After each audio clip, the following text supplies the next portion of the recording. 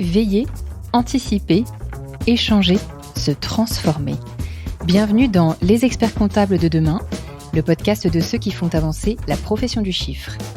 Je suis Marine et ce podcast vous est proposé par le CEG, un cercle de prospective sur l'avenir de la profession comptable. J'espère que cet épisode ouvrira pour vous le champ des possibles. Maintenant, prenez place et bonne écoute.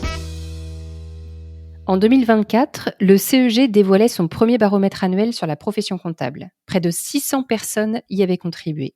Fort de ce premier succès, nous venons d'ouvrir une nouvelle enquête en ligne pour enrichir l'édition 2025 de notre baromètre. Alors, si vous travaillez en cabinet, prenez 10 minutes pour participer et nous remonter des infos essentielles du terrain sur le management, la production, l'IA, l'arrivée de la facture électronique, la concurrence, les clients, bref, vous nous aiderez ainsi à mieux comprendre les évolutions de votre profession. Merci pour votre participation massive, on compte sur vous. Le lien est dans la description. Et maintenant, place à l'épisode. Bienvenue dans ce nouvel épisode. Aujourd'hui, on va parler conseil automobile, bâtir une offre conseil auto. On va se pencher sur la méthode, sur les résultats avec Olivier Den. Bonjour Olivier. Bonjour Marine. Je suis ravie de t'avoir dans le podcast. Pour une nouvelle fois, c'est le deuxième épisode qu'on fait ensemble. Oui, tout à fait, c'est le deuxième. Le premier, c'était sur le podcast. Ouais, exactement, sur l'impact des podcasts dans la profession. Et aujourd'hui, on se parle donc de conseil auto. Olivier, je te présente juste en 2 secondes pour ceux qui ne te connaîtraient pas. Tu es expert comptable associé chez Bell Eden, un cabinet situé au Sable d'Olonne, et tu es membre du CEG. Et tu as lancé une offre conseil automobile pour les dirigeants d'entreprise. Et je voulais peut-être commencer avec toi par comprendre d'où t'était venue cette idée. Comment est-ce que tu l'as lancée ? C'est vrai que ces notions de conseil, c'est un sujet qu'on aborde souvent sur les rassemblements CEG. Moi, personnellement, je suis aussi passionné de voitures depuis que je suis tout petit. Et c'est vrai que naturellement, j'étais amené à justement concevoir une offre de conseil autour de l'auto, puisque c'est vrai que c'est un sujet sur lequel on est beaucoup challengé par nos chefs d'entreprise qu'on accompagne, où ils ont toujours plein de questions et aiment bien être conseillés sur ce sujet voiture, quoi. Ok. Quand est-ce que tu l'as lancé cette offre auto ? J'ai lancé cette offre juste avant l'été. Juste avant Ok. l'été, j'ai eu l'occasion de passer sur un autre podcast assez connu sur la gestion de patrimoine, sur les finances perso, pour aborder ce sujet voiture plutôt du côté finances perso. Et c'est vrai que naturellement, je me suis dit, mais tiens, il suffirait d'adapter un petit peu ces choses-là pour en faire une offre de conseil auprès des dirigeants et chefs d'entreprise. Ok, donc été 2024. Ouais, c'est ça la date de lancement de cette offre. Ok. Et en quoi l'automobile, c'était un domaine adéquat pour développer une mission de conseil dédiée, selon toi ? Qu'est-ce qui fait que c'était intéressant ? Alors, pourquoi c'est un secteur adéquat ? Déjà, c'est un sujet assez technique, mine de rien. Et moi, j'ai considéré que c'était adéquat pour faire du conseil parce qu'on a à la fois une problématique purement voiture et une problématique fiscale. Et en fait, on ne peut pas répondre à la question du dirigeant, à sa problématique, sans traiter ces deux aspects. Et c'est vrai que autant il y a plein d'experts comptables qui sont très très calés, voire plus calés que moi sur les aspects fiscalité voiture, autant associer à la fois la connaissance du secteur auto et des spécificités du marché de l'auto et la fiscalité, c'est pas donné à tout le monde. Et donc c'est pour ça que je me suis dit que c'était adéquat. Ouais, parce que toi, t'es un mordu de voiture. T'aimes ça, Alors, c'est pareil, hein. Je peux trouver des gens qui sont bien plus au taquet que moi sur la voiture et qui connaissent tous les modèles, les références et tout. Mais avoir les deux aspects, c'est un peu plus rare et pour autant, c'est indispensable pour bien conseiller le dirigeant. Ok. Alors, c'est quoi les besoins ou les problèmes spécifiques que les dirigeants vont te poser en la matière ? C'est quoi leur petite prise de tête qui te soumettent, un peu habituelles, et auxquelles tu réponds ? Les questions qu'on rencontre souvent, je ne suis pas les seuls à les rencontrer, hein, tous les confrères qui nous écoutent vont tilter, ils vont se dire « mais oui, moi aussi ». Les clients nous interrogent, déjà classique sur quel véhicule acheter. Est-ce que j'achète un VP, un VU, est-ce que ça c'est la première partie. La deuxième partie c'est est-ce que j'achète le véhicule sur mon entreprise ou est-ce que je l'achète en perso et je fais des indemnités kilométriques. Et puis la dernière question qui revient aussi de plus en plus, c'est comment je le finance. Est-ce que je l'achète cash? Est-ce que je fais un emprunt? Est-ce que je succombe aux sirènes de la location et du LOA, voire le crédit bail? Et en fait, c'est ces 3 aspects sur lesquels on est amené à échanger et à travailler avec le client pour le conseiller du mieux possible. Ok. Ok. Donc, comment tu as structuré ton offre de conseil auto? C'est quoi les étapes de la mission qu'on voit? Parce qu'elle est hyper packagée sur ton site web. Je mettrai le lien en description. Alors, juste avant, je me permets, je suis désolé Marine, je me permets de revenir juste sur une chose avant, c'est que c'est particulièrement adéquat aussi parce qu'il n'y a pas une seule réponse. La réponse, elle est vraiment, comment dire, obligatoirement personnalisée et personnalisée pour la question du dirigeant et parce que chaque situation un petit peu est unique. Le conseil qu'on va distiller au chef d'entreprise, ça va dépendre du nombre de kilomètres qu'il fait, de sa situation familiale perso, de son appétence ou pas à la voiture aussi, parce qu'il y en a certains qui vont dire non, non, mais moi, il faut juste que la voiture, elle me conduise d'un point A à un point B. Ouais. Et puis l'autre dirigeant, il va te dire par contre, bah, moi, plus j'ai de chevaux, mieux je me porte. Et donc forcément, bah, la réponse va être totalement différente d'une situation à l'autre. Ok. Donc comment t'as procédé pour structurer l'offre? L'offre, elle se décompose comment? En quelles étapes? Ouais, ben justement, alors comme chaque situation est unique, en fait, il fallait essayer de concevoir une offre qui permette de répondre à la situation spécifique de chacun. Donc, en fait, l'idée, et j'ai conçu la chose de la manière suivante, c'est prise de rendez-vous. Donc déjà, on cale un rendez-vous en disant on va se prendre 3/4 d'heure, 1 heure pour essayer de résoudre le souci, si tant est que ce soit un souci, mais en tout cas répondre à la question du dirigeant. Récolte des informations, entretien en visio, et puis un restituable postérieurement à l'entretien. Donc il te book un créneau sur ton calendrier en ligne directement, et il a quoi? Il a un formulaire ensuite à remplir que tu lui envoies par email. C'est quoi? C'est un PDF? C'est un Word? C'est dans un mail directement? Comment? Ouais, l'idée c'était justement d'aller automatiser tout ça le plus possible Ouais. pour éviter d'aller monopoliser la secrétaire ou même moi-même pour la prise de rendez-vous et tout ça. Ouais, chaîner vraiment au maximum pour éviter la perte de temps, parce que pour en arriver à la conclusion, en fait, on est sur un entretien de 45 minutes, 1 heure qui est facturé, et c'est vrai qu'on raisonne en tant qu'expert comptable en taux horaire, et c'est vrai que il faut pas s'égarer en termes de nombre d'heures passées sur cette mission de conseil, parce que sinon ta rentabilité elle est complètement dégradée et ton taux horaire il est dégradé. Donc le moins de temps possible pour la prise de rendez-vous, pour la prise d'information, pour être vraiment 100% focus sur l'entretien et le conseil pendant cet entretien. Donc pour faire ça, en effet, j'ai tout simplement, avec l'aide d'ailleurs de Classe 7, on a conçu un site, ce qu'on appelle un site one page, sur lequel les gens se connectent, accèdent directement à la prise de rendez-vous. Ils ont accès en fait au créneau agenda que j'ai libéré. Ils payent le rendez-vous en direct, ce qui permet de valider la prise de rendez-vous. Et puis derrière, il y a un petit mail automatique, un typeform qui est adressé au client, qui me permet de récolter les principales informations concernant le sujet voiture qui est à traiter. Combien de kilomètres il va faire, qu'est-ce qu'il veut comme voiture, est-ce qu'il a de la TVA, quelle est sa tranche marginale d'impôt, etc., etc. Toutes les données clés qui me permettront de consulter déjà un petit peu en amont pour voir si jamais il y a des choses spécifiques, et puis toutes les données qui me permettront de faire tourner mon outil en direct avec lui et de répondre à sa question. Ok. Il y a combien de questions, grosso modo, dans ce formulaire, dans ce typeform? C'est pas grand-chose, hein, c'est une quinzaine de questions. Il y a, et voilà, je récupère les infos concernant quel est le dirigeant et sa société, comment il exerce, quelle est son imposition, et puis qu'est-ce qu'il veut comme voiture. Voilà. Okay. Et puis si jamais il y a eu des rendez-vous concessionnaires qui ont déjà été effectués et des simulations de LOA, je demande également à ce qu'on me transmette les simules d'achat de voiture, quoi. Ok, donc tu réceptionnes les résultats du typeform, tu vois que le rendez-vous arrive, tu te penches sur les résultats en question. Ensuite se passe l'entretien, quoi, c'est en visio chaque fois, je pense que tu réalises ça. Et tu me disais qu'ensuite il y avait restituable envoyé, petit compte rendu de réunion. Tu peux m'en dire 2 mots? Oui, alors c'est la problématique en fait de toute du conseil. À chaque fois, on en parle beaucoup d'ailleurs dans les rassemblements, c'est pour pouvoir facturer du conseil, il faut un restituable.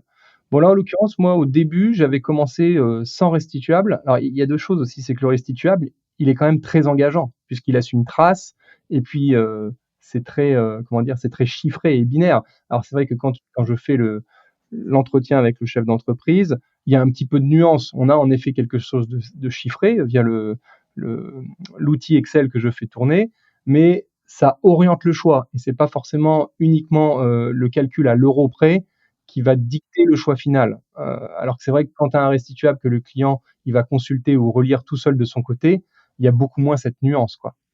Donc, tout ça pour dire qu'à l'origine, j'étais parti sur une solution sans restituable, mais depuis quelque temps maintenant, les rendez-vous visio sont automatiquement enregistrés par un petit logiciel et qui me propose un compte rendu très synthétique avec les points clés qu'on a abordés ensemble avec le client.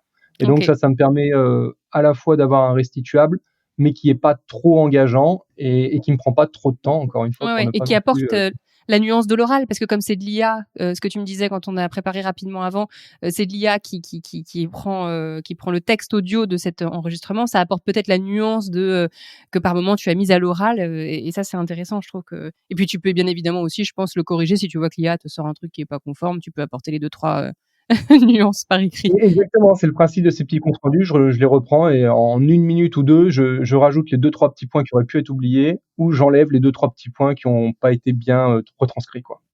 OK. Et la machine, donc tu disais, derrière un petit peu de calcul, c'est un Excel que tu as bâti. Tu peux m'en dire 2 mots?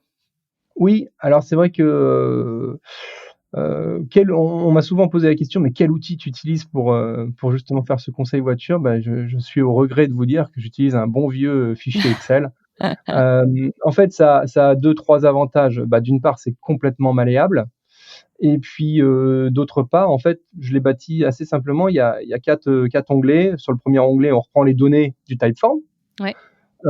Sur le deuxième onglet, c'est, combien la voiture te coûte si tu la mets sur la boîte. Troisième onglet, combien ça te coûte si jamais tu la prends en perso. Et Mmh. puis dernier onglet, comparatif, tout simplement. Et en D'accord. fait, pendant l'entretien visio, je déroule ces 3-4 onglets avec le client et ça lui permet de comprendre l'atterrissage final et le conseil final. Parce que c'est ça, en fait, la grosse difficulté des fois pour les experts comptables, c'est qu'ils ont la solution, ils savent très bien, mais ils savent pas forcément bien l'expliquer, ou pas avec suffisamment de pédagogie. Et là, dérouler le fichier Excel ensemble, avec le client, ça a cette vertu. Et ça, tu l'envoies pas, le fichier Excel avec les simulations?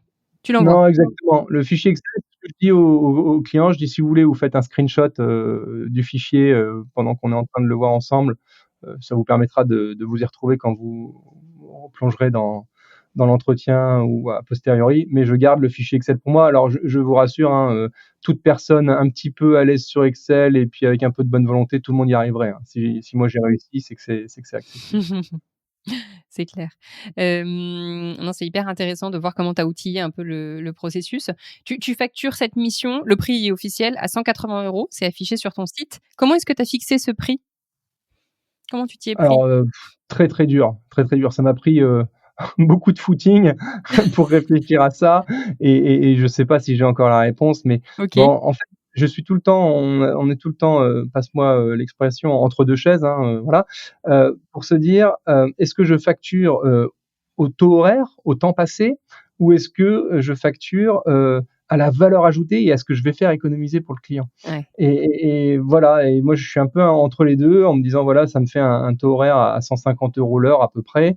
Bon voilà, je sais qu'il y a certains entretiens voitures que j'ai faits qui méritaient beaucoup plus. Mmh. Heu, on pourra y revenir éventuellement en exemple et il y en a d'autres où j'estime que, c'est bien Tu fait une payé belle pour ce que j'ai ouais. apporté comme valeur ajoutée. Donc voilà, il y a pas de prix parfait.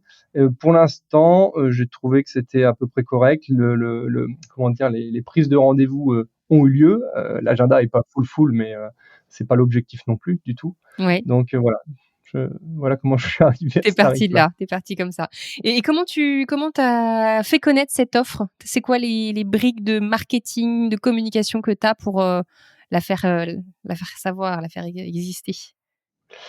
Hem, Bah, comme je le disais tout à l'heure en introduction, en fait, l'élément un petit peu déclencheur, ça a été, le passage sur ce podcast, C'est la martingale, hein, c'est ça, Mathieu ouais, ouais, Stéphanie? tout à Ouais. fait, avec une renommée, assez forte et donc c'est vrai que, ça a été un élément déclencheur et je continue d'avoir des rendez-vous, même 5 ou 6 mois après l'épisode parce que les gens me disent: «Bah, oui, j'ai écouté l'épisode donc bah, j'ai pris rendez-vous». Voilà, OK. il y a Très ça bien. et puis je continue, parce que j'aime bien, partager autour de ça aussi, je communique un peu sur LinkedIn et je fais des posts, voitures pour justement, éduquer et sensibiliser les gens sur certains aspects et puis ça génère, naturellement quelques prises de rendez-vous par-ci par-là. Mmh. Tu t'es d'ailleurs renommé, si je puis dire, l'expert comptable en bagnole sur LinkedIn. C'est marrant, effectivement, ça te caractérise. Maintenant, on te voit avec tes vidéos dans ta voiture, en train de prendre la parole sur plein de sujets. Ça m'amène une question, c'est quoi les résultats que tu as obtenus grâce à cette offre depuis que tu l'as lancée? Peut-être, je sais pas, en nombre de missions que tu as faites, en images, en leads. Est-ce que tu peux me donner un peu un bilan? Alors le bilan, il peut être, sur plusieurs aspects. Il y a un bilan chiffré, très simple, hein, depuis en fait, le lancement de cette offre, un peu, début de l'été, j'ai globalement, 3-4 rendez-vous par mois qui sont pris, donc ouais, un par semaine, OK. et puis en fait, ce qui est marrant, c'est que ça débarque de nulle part. C'est qu'un jour, le matin, j'ouvre ma boîte mail et puis je vois, ah bah tiens, il y a une nouvelle prise de rendez-vous qui a été Mmh. enregistrée. Donc voilà, donc un petit peu de rendez-vous, un petit peu de chiffre d'affaires, via ça. Alors comme je le disais, moi, je suis pas là-dessus du tout drivé par le chiffre d'affaires. Je le fais, autant, par passion, que pour les quelques euros que ça va me rapporter, et ça m'amène au deuxième aspect, c'est qu'en termes de d'apprentissage pour moi, et de notoriété, et pour le cabinet également, hein, surtout d'ailleurs, je le fais pas pour moi, je le fais plus pour le cabinet que pour moi. Ça véhicule, une image assez dynamique, qui derrière a des retombées positives en termes, d'image du cabinet, je me répète, et puis de recrutement, même encore toujours, hein. Toujours ce fameux sujet du recrutement. C'est vrai que quand tu as, ton «patron» entre guillemets qui fait des vidéos dans sa voiture ou qui fait des conseils voiture, bah, tu as certains jeunes qui vont se dire: «Oh, c'est sympa, j'ai envie de bosser avec lui, quoi». OK, donc tu as vu aussi ça, une arrivée de candidatures par ce biais-là, des gens qui t'en ont parlé? Pas directement, plus par le podcast d'ailleurs, à l'origine. OK, Ça, on a eu des gens qui ont postulé en disant: «Je vous ai entendu sur le podcast, j'ai envie de bosser chez vous», voilà. Sur la OK. voiture, moins, mais je vois que ça interpelle quand même, ça interpelle. Mmh. Donc c'est pas forcément, pour l'instant, du chiffre d'affaires, hallucinant qui est généré par ça, mais c'est de la génération de leads, c'est de l'image. C'est pour l'instant le bilan principal que tu en fais et puis de l'intérêt aussi pour toi. Tu t'amuses à faire ça, j'ai l'impression. Enfin, Je c'est m'amuse à l'impression faire que je ça donne. et puis je progresse. L'histoire d'avoir, chaîné, ce questionnaire en ligne, ce Typeform, le petit logiciel d'IA et tout ça, bah, en fait, ça fait progresser, et puis là, ça a été appliqué à la voiture, mais ça peut être appliqué à plein d'autres choses, quoi. Et puis ça me permet aussi maintenant de répondre de manière efficace, que ce soit pour mes clients ou les clients d'autres confrères, à cette question: «Comment j'achète, ma voiture, et voilà, quelle est la bonne solution pour moi et ma voiture?» OK. C'est quoi les perspectives autour de cette mission pour toi? Comment ça va vivre, tu penses, dans les prochains mois, dans les prochaines années? Comment tu vois les choses? Alors, bah, tant que le gouvernement, continuera de nous pondre des règles fiscales, atroces au niveau des véhicules, je pense que j'aurai du boulot. D'accord.